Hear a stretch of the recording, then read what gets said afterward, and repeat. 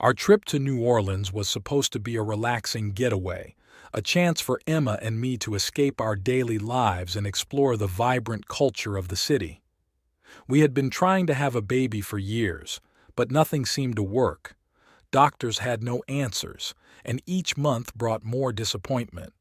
So when we heard whispers about a renowned voodoo witch named Marie who supposedly had helped countless couples conceive, we decided to seek her out.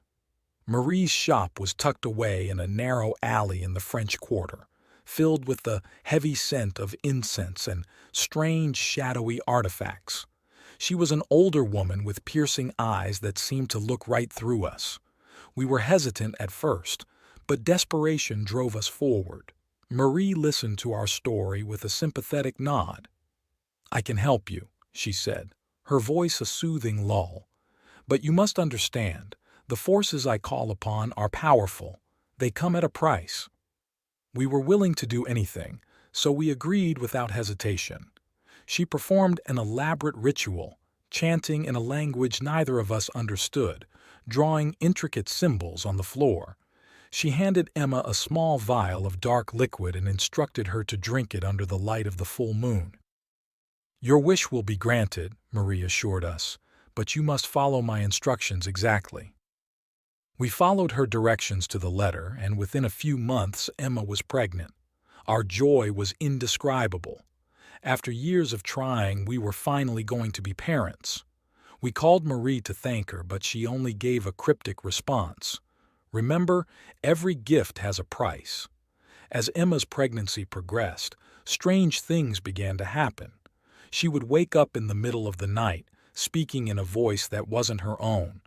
Objects around the house would move on their own, and we started seeing shadowy figures lurking in the corners of our vision. We tried to ignore it, chalking it up to stress and imagination, but deep down, we were terrified. One night, Emma woke me up, her eyes wide with fear. "I had a dream," she whispered. "A man with red eyes told me that our baby belongs to him." I brushed it off as a nightmare, but the unease gnawed at me. When the baby was born, we named her Lily. She was beautiful, with bright eyes and a sweet smile, but there was something unsettling about her. As she grew, her behavior became increasingly strange. She would stare at us with an intensity that seemed far beyond her years, and her cries sounded almost inhuman. We reached out to Marie again, begging for answers. She finally revealed the truth. Our child was not a natural conception. She had called upon dark forces, and our baby was a gift from Satan himself. "You asked for a child," she said, her eyes void of remorse. "And I delivered. But you must understand, such power comes with a cost." Our joy turned to horror as we realized the enormity of our mistake. We had brought something into this world that was never meant to be. We sought help from priests, exorcists, anyone who could offer a solution, but nothing worked. The darkness that had entered our lives seemed to grow stronger with each passing day. Now we live in constant fear, knowing that our daughter is not truly ours. The love we once felt is overshadowed by dread, and every time we look into Lily's eyes, we see the shadow of the deal we made.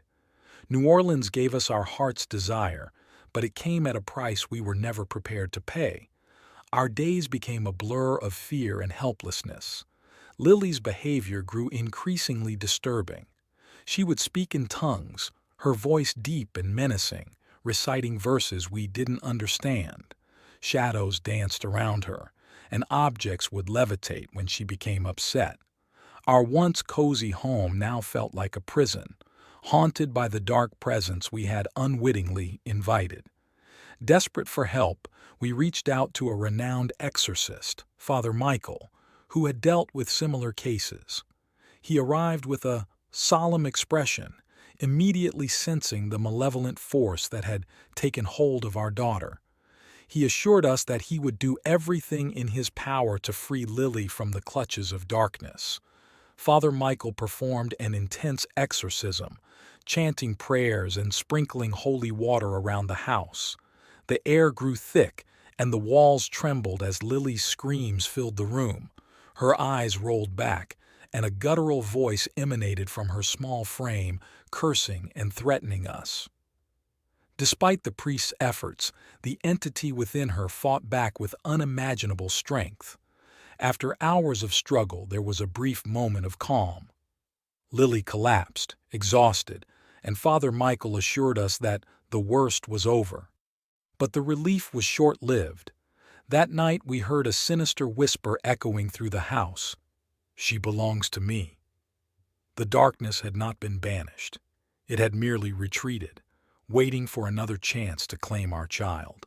As the weeks passed, our lives spiraled further into chaos.